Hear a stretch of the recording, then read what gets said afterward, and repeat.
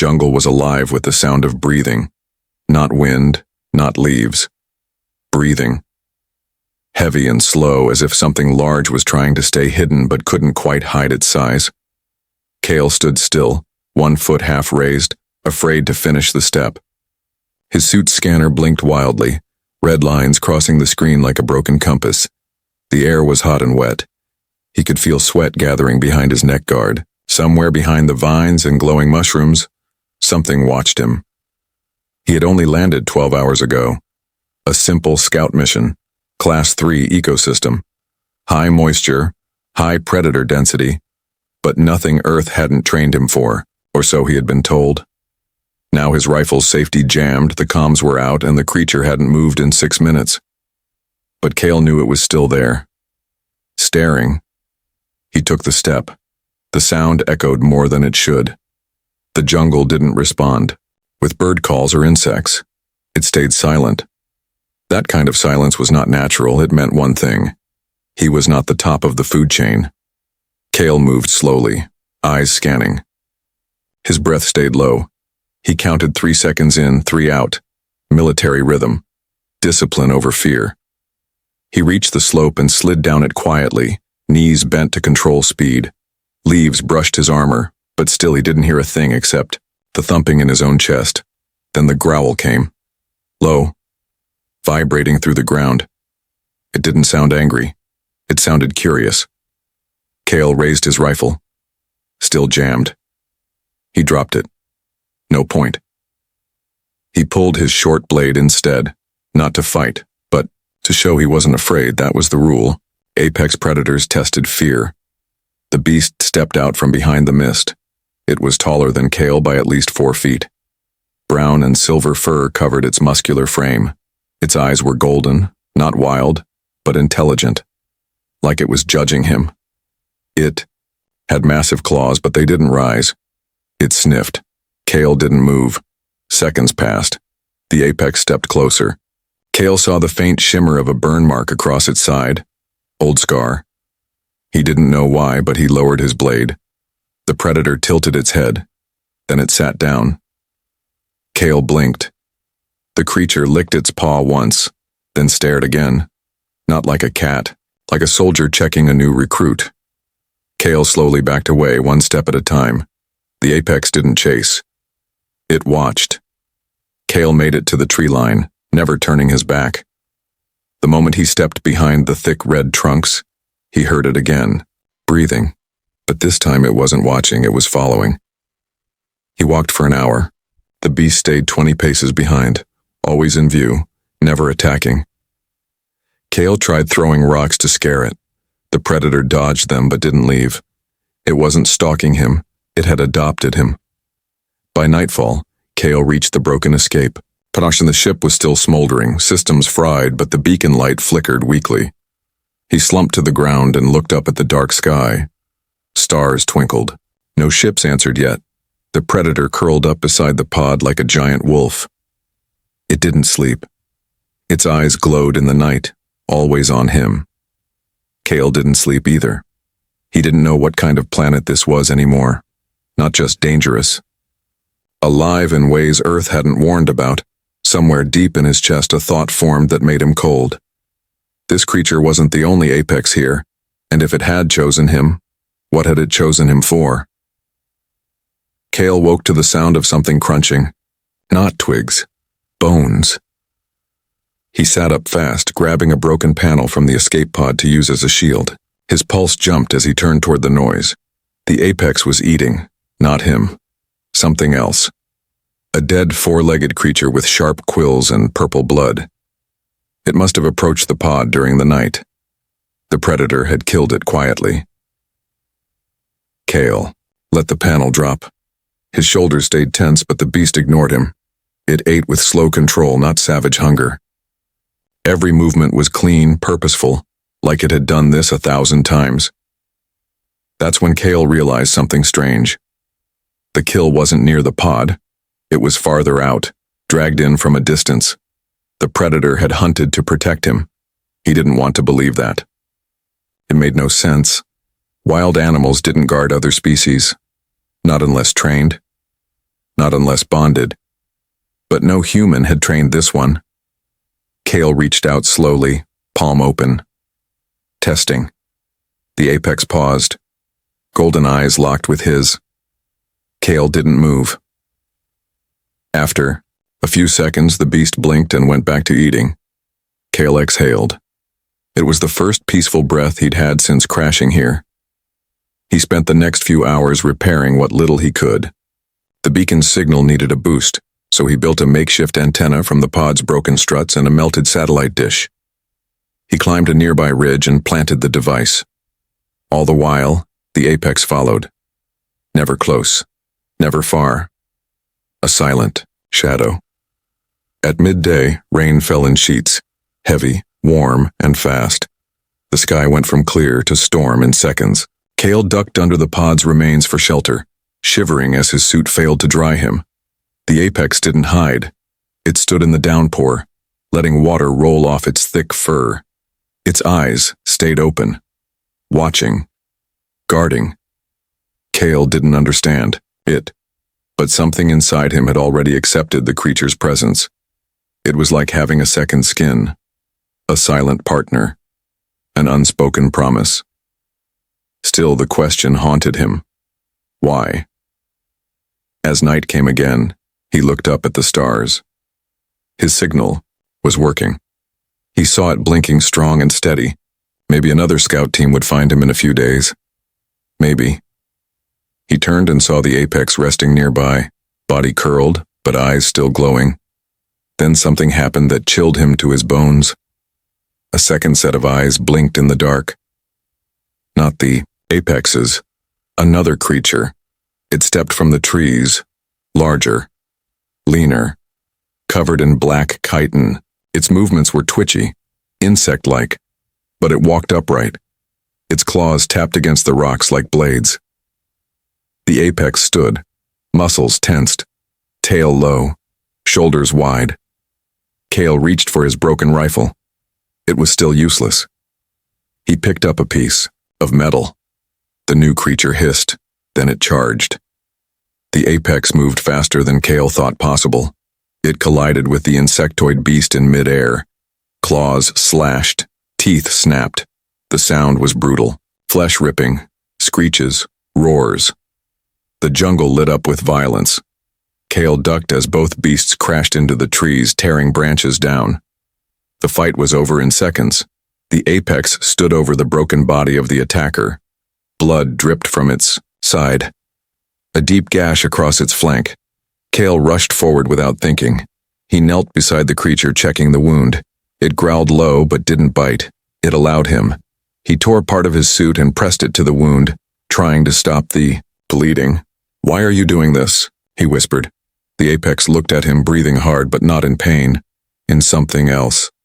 Recognition. That's when Kale saw it. Around the beast's neck, hidden under thick fur. A small, ancient metal ring. Rusted. With a single human letter etched into it. K. His own name. This wasn't just any predator. It had known him. It had been waiting. Kale stared at the rusted metal ring buried under the predator's thick fur. The old human letter carved into it was not a mistake. It was a K. His name. His exact letter. But this planet was uncharted. No human had ever reported living creatures, here let alone tagged one with human tools. Yet the ring was real. Heavy. A kind of collar, but worn down with time. Kale's hands shook as he traced the metal. The beast didn't resist. It let him touch the collar, even leaned closer. The wound on its side still bled, but it didn't care. Its focus was him. Kale sat back in the mud, trying to breathe. The silence pressed in again. Only the light tapping of rain on leaves remained. His thoughts were spinning. How could this creature know him? Was it a genetic match? Some kind of bio-programmed guardian, or worse, had someone sent it? He patched the wound the best he could, using sealant from his emergency kit. The apex flinched once, then remained still as Kale wrapped it carefully. The moment the bandage was in place, the creature let out a deep sound. Not a growl, not a warning. It almost sounded like relief, or gratitude? Kale needed answers. He opened his datapad and scanned the collar. The rust made the signal weak, but fragments came through. Human-made alloy ID tag. Project Kepler X. Kale froze. Kepler X was a mission from 30 years ago. A failed one. A colony ship had vanished in this quadrant, listed as lost to hostile life forms. There had been no survivors. He remembered the story vaguely. His father had worked on the same program back on Earth. It was one of humanity's first attempts at deep space terraforming. But if this predator wore a collar from that mission, then it wasn't born wild.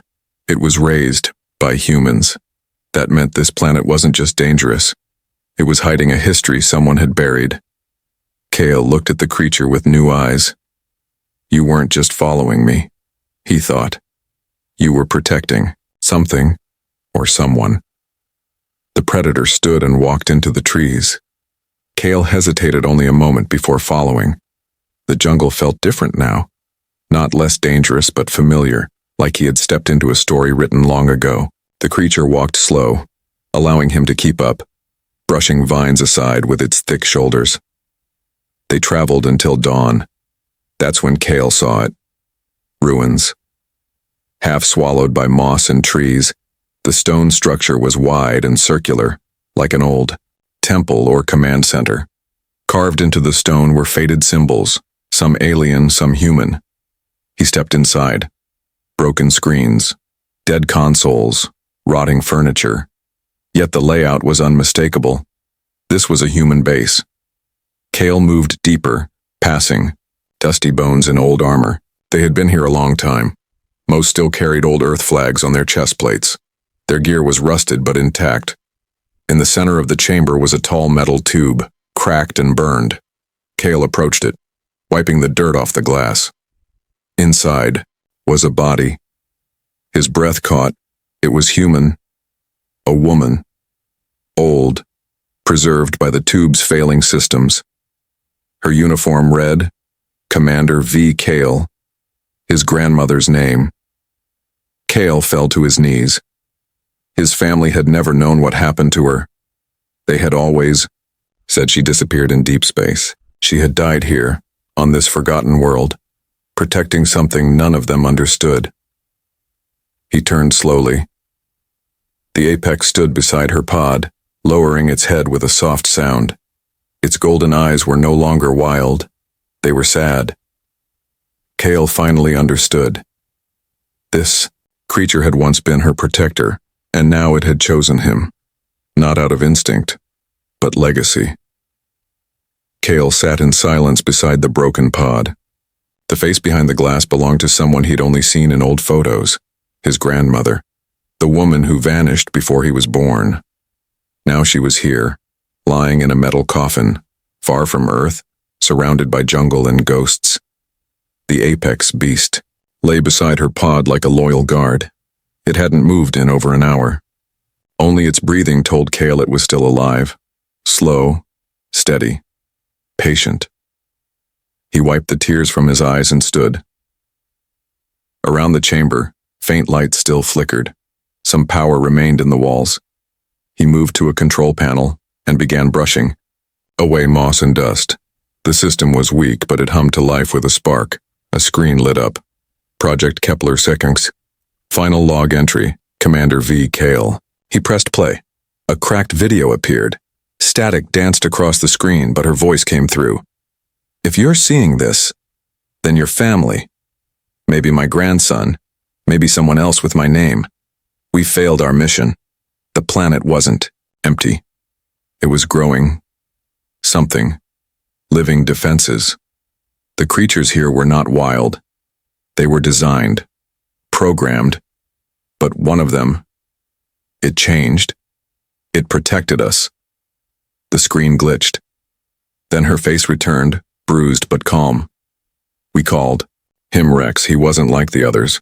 I raised him from a pup. He learned, he grew. And when everything else turned against us, he chose to fight for us. She looked off screen. I don't know how much longer I have. If he's still alive, he'll remember you. He'll remember. The name Kale. Don't run from him, trust him, he was the last good thing on this planet. The screen went dark. Kale stepped back, heart pounding. The apex, Rex, had waited here all this time, guarding her body, remembering a family name passed down across years and space. He turned to the creature. You waited, he whispered, all this time. Rex looked up and let out a low, soft sound. It almost sounded like a sigh. Kale placed a hand on the beast's thick fur. It was warm, pulsing with life and strength. But something had changed. The jungle wasn't quiet anymore, though. Buzzed, vibrated. Kale stepped outside the ruin and looked up. The sky was no longer dark. Lights moved above the canopy. Not stars, ships, but not Earth's ships either. Long, curved hulls, blue lights pulsing in strange rhythms, organic in shape, alien. Rex growled low. Kale understood. The planet wasn't alone anymore. Someone had detected the signal he boosted, but it wasn't humans. He ran back inside and grabbed his data pad. The signal had been intercepted 2 hours ago. Tracked. Followed. They were coming for something. Not him, not Rex. The base. He looked around. Walls covered in strange symbols, blending human tech with alien carvings. This wasn't just a forgotten mission. It was a lab that had combined Earth science with something else, and Rex was the proof. He ran back to the pod. We have to leave, he said, looking into the beast's eyes. They're not here to rescue me, they're here to erase everything. Rex stood without hesitation. As they left the ruins behind, Kale didn't look back at the pod. He had already said goodbye. They ran into the jungle together, man and beast. Not alone, not anymore. And far above, the alien ships began their descent. The ground shook beneath Kale's feet as the alien ships pierced the clouds above. He could see them now, 3 of them, wide and smooth like the shells of giant insects. Their engines glowed cold blue, and the sound they made wasn't like thunder. It was more like a song made from metal and wind. Kale didn't know their language, but he understood one thing clearly. They were hunting. He and Rex ran through the jungle, dodging thick roots and glowing plants. Rex moved like a shadow even with the wound on his side. His strength hadn't faded. If anything, he seemed sharper now, focused. They reached a high ridge overlooking the valley. Kale dropped to his belly and looked down. The ships had landed. Strange. Figures stepped out. Tall, thin, with limbs that bent in too many directions. Their skin looked like polished glass, and their faces had no eyes, only smooth helmets that pulsed with white light. There were at least 20 of them, moving in perfect sync. In their hands were weapons, long staffs with humming tips. One of them raised a device that scanned the trees. Rex growled. Kale placed a hand on his fur. Not yet. Below, the aliens spread out, walking toward the ruins. One of them stopped and bent down, touching the dirt. It turned its head sharply, then pointed in Kale's direction. He cursed under his breath. They had found their tracks. They had minutes, maybe less. We can't outrun them forever, Kale whispered. We need to get ahead of them, find something they're not ready for. Rex looked up toward the mountain range in the distance. As if answering, Kale understood the silent message. There was something out there, something the aliens hadn't touched yet. They turned and ran again, climbing higher into the jungle hills. The forest changed as they moved, trees wider, the air colder. The ground rose sharply, cutting into the side of the mountain. Rex led the way now, weaving through paths only he seemed to know. Hours passed. The sun faded behind the peaks. And then, they reached it. A cave mouth carved into stone lined with strange symbols. Not human, not alien. Something older. Kale stepped inside, flashlight cutting through the darkness. The walls were covered in drawings, not just art, stories. They showed humans and creatures like Rex standing together, fighting together. Not from now, from long ago. How is this possible? Kale whispered. Humans were never here. He looked closer at the drawings. No, they weren't humans. They only looked like humans. Ancient visitors. Like the first explorers of Earth. And one of them wore a symbol on their chest. A letter. A K. The same one on Rex's collar. Kale backed away slowly. This wasn't a random crash. This wasn't a forgotten planet. This world was tied to his bloodline, to something older than any Earth mission. A sound echoed outside the cave. Not footsteps. A hum. The aliens had caught up. Kale turned and looked at Rex. The beast stared forward, not afraid. Then Rex stepped into the center of the cave and let out a sound unlike anything Kale had heard before. A deep rumbling call that echoed through the stone like thunder. The walls responded. Symbols lit up with golden light. Outside, the forest shook. The mountain answered. Kale ran to the cave mouth and looked out. The alien squad had paused. Their glowing helmets flickered. Then the ground beneath them cracked. Roots burst upward. Vines moved like whips. The forest was waking up. Rex had triggered something ancient, something alive. Kale didn't know what would happen next. But one thing was clear. This wasn't just a battle for survival anymore. It was a war for the memory of the world itself. The vines moved like they were alive. They struck with speed and purpose, wrapping around the legs of the nearest alien scout. The creature's staff fired once, sending out a flash of blue energy. But it was too late. The forest had already taken it. Kale watched from the cave entrance, heart pounding. He had never seen anything like this, not on Earth, not in any training. The jungle wasn't just reacting. It was protecting. More roots burst from the ground, tearing apart the alien formation. Two tried to fly upward with their jet boosters, but the trees bent unnaturally, pulling them back down like hands from the sky. Rex stepped beside Kale, head raised high. His eyes glowed gold, and his chest rumbled with power. You woke this up, Kale whispered. The beast didn't look at him. It only watched as the jungle did what it had waited years to do.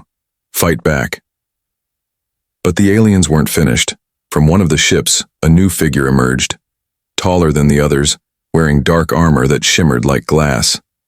This one carried no weapon. It didn't need one. The leader raised a hand and the ground around it stopped moving. The vines froze, the roots shivered, then cracked and broke apart like dry leaves. Even the light inside the cave flickered. Kale felt the air tighten. The planet was afraid. Rex growled, louder than before. Kale stepped back, his eyes locked on the alien commander. Who are they? He muttered. What do they want? The answer came not in words but in sound. A voice filled Kale's head, not from his ears but from somewhere deeper. Return what was taken. Kale staggered, clutching his skull. Rex roared and charged.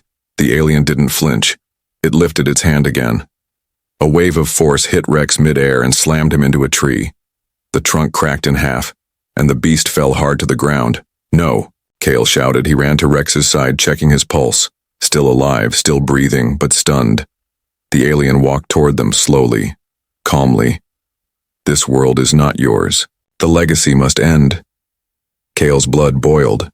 He looked around, desperate for something, anything to stop what was coming. Then his hand touched the stone wall inside the cave. It pulsed under his fingers. The symbols glowed brighter.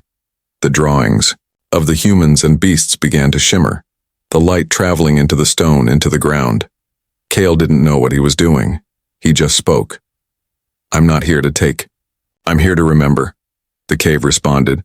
Light shot out from the floor, surrounding Kale in a golden circle. The forest outside trembled again. The alien leader paused, its helmet flickering. Rex stood slowly, wounded, but steady. He looked at Kale and didn't growl this time. He bowed. Kale felt something enter him. Not pain, not fear, power. The same power that once ran through the ancient explorers, through his grandmother, through the ones who stood beside creatures like Rex and guarded something older than history. The forest belonged to them once, and now it chose him. He raised his hand. The mountain groaned, the air split open, and from the trees, a new sound rose. More. Footsteps, not alien, not human, creatures, big, small, fast, silent, all of them like Rex. They came from the shadows, from underground, from nests hidden for centuries. The apexes had returned, the forest had called them, and they had answered.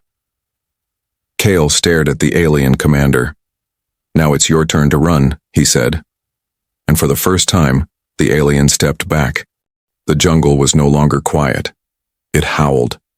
From the trees, the cliffs, and deep within the mountains, the apex beasts emerged in full force. Dozens of them. Each one different in color, shape, and size, but all shared the same golden eyes. They moved with grace and fury, guided by something beyond instinct. Kale stood at the center of it all, surrounded by pulsing light from the ancient circle in the cave. The energy had filled him, not like a weapon, but like a memory passed down through blood. He didn't command the beasts. He joined them. The alien force outside shifted formation. The tall commander raised its hand and a signal burst from its chest high into the sky. The other ships lit up. Panels opened. Drones poured out, sharp, fast, glowing like stars, each the size of a man. Kale's heart raced. The battle had begun. Rex growled beside him, his injuries forgotten in the heat of purpose. He gave a short, sharp call, and the nearest apex beasts moved into formation. Kale didn't understand their full language, but he understood enough. They were ready to fight. And so was he. The drones struck first. Bright energy bolts flashed through the air, burning trees, tearing vines, striking the dirt. The apexes split into groups. Some leapt into the air with claws drawn. Others darted between trees, weaving through cover with terrifying speed. Kale picked up a fallen alien weapon. It hummed cold in his grip, but he fired it without hesitation. The blast hit a drone mid-flight, dropping it in a crackle of blue sparks. Another beast lunged and tackled a drone to the ground, tearing through its core with a single bite. The air turned into chaos, and yet somehow it felt organized. Kale realized the apexes were not wild. They were trained, not by him, but by something older. Generations of silent learning. Passed on since the last human walked this forest. More alien soldiers joined the fight. The tall commander stood behind them, unmoving, its cold gaze locked on Kale. Rex broke formation and ran toward the leader. Kale followed, dodging debris and ducking under broken branches. He fired at anything that moved, barely pausing to breathe. They reached the clearing. Rex snarled at the tall alien, his claws digging into the dirt. The alien raised its arm again. Another wave of energy slammed into Rex, knocking him back. But this time he didn't fall. He roared. The jungle echoed with the sound. From the shadows, more apexes charged. The alien tried to retreat, but Kale stepped in front of it, his borrowed weapon pointed straight at its chest. "You had your chance," Kale said. The alien looked at him, unblinking. Then it spoke, not with sound, but in Kale's mind. "We created them. You do not understand." Kale narrowed his eyes. "No, you tried to control them. But they chose something better." Behind him, Rex moved closer. The other beasts formed a silent circle. The forest fell still. Then Kale lowered the weapon. He didn't need it anymore. "You came to erase the past, but now it remembers." Rex lunged. The alien disappeared under his claws. There was no scream, no sound, only silence. Kale turned to face the others. The alien forces had stopped. Their drones hovered, still and confused. Then slowly, one by one, the ships began to lift. They weren't retreating out of fear. They were retreating out of respect. The beasts didn't chase. They had already won. Kale dropped to one knee, exhausted. The power in the cave faded behind him. The symbols dimmed. It was done. Rex stood beside him and pressed his head gently against Kale's shoulder. The jungle breathed again, and the stars above turned quiet. The forest was quiet again. Not the silence of fear, but of peace. Cale stood, on the ridge, looking down at the valley where the alien ships had landed. They were gone now, just ash and metal scattered among roots and leaves. The air smelled clean, like the planet itself had taken a deep breath. Rex stood beside him, his golden eyes calm. The wound on his side had healed faster than any human wound ever could. Whatever energy lived in this world, it flowed through the creatures like blood, and now, through Cale too. He still felt it inside him, the echo of the ancient light from the cave. It hadn't faded, it waited. Like it knew he still had one more choice to make. Cale raised his wrist and activated his backup beacon. A slow green pulse blinked. The signal was simple. One message: I'm alive. Hours passed. Then a new sound filled the sky. Familiar engines. Human this time. A small scout ship dropped through the clouds, blinking with Earth symbols. Cale's breath caught. He hadn't seen a human craft in days, maybe longer. The ship hovered overhead, then landed softly in a clearing. The door opened with a hiss. 2 armored scouts stepped out, weapons raised. They stopped when they saw him. Identify yourself, one called. Cale Donovan, Scout Team 9, crashed 12 days ago. The other stepped closer. Are you injured? No. Their eyes shifted to Rex. The beast didn't move. He stood tall and still, watchful. What is that? The soldier asked. Cale didn't answer. He looked at Rex, then at the jungle behind him, then back at the humans. He's not a threat, Cale said. He saved my life. That's not protocol, the soldier replied, confused. Cale smiled. Neither is surviving a crash on a death world with a loyal apex guardian. The scout looked uncertain. We were told the planet was unstable. Your signal came through 3 days ago. Command assumed you were dead. I almost was, Cale said, but I found something better. The scout glanced again at Rex.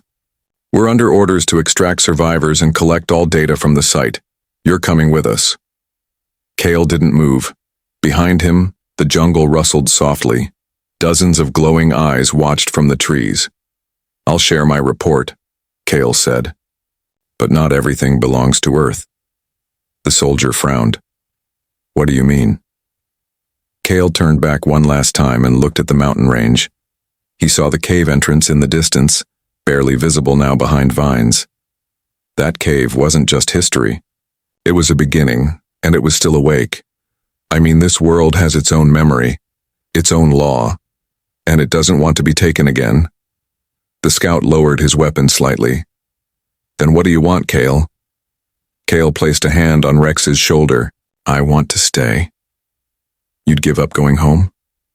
Cale looked at the stars above. Earth was out there. So was everything he'd ever known. But down here was something deeper. A bond, a legacy, a second heartbeat inside his own. I am home, he said quietly. The scouts didn't understand, but they didn't stop him. They left the supplies and flew off, leaving him with a final message. If you change your mind, the signal remains open. Cale nodded, but didn't reply. As the ship disappeared into the clouds, Rex let out a low sound. It wasn't a growl. It was something close to joy. Cale walked back into the jungle, the beasts falling in behind him. They moved together, like a single creature made of man and myth. The forest welcomed him. The world accepted him. And from that day forward, the apex predator no longer walked alone. It followed the human home,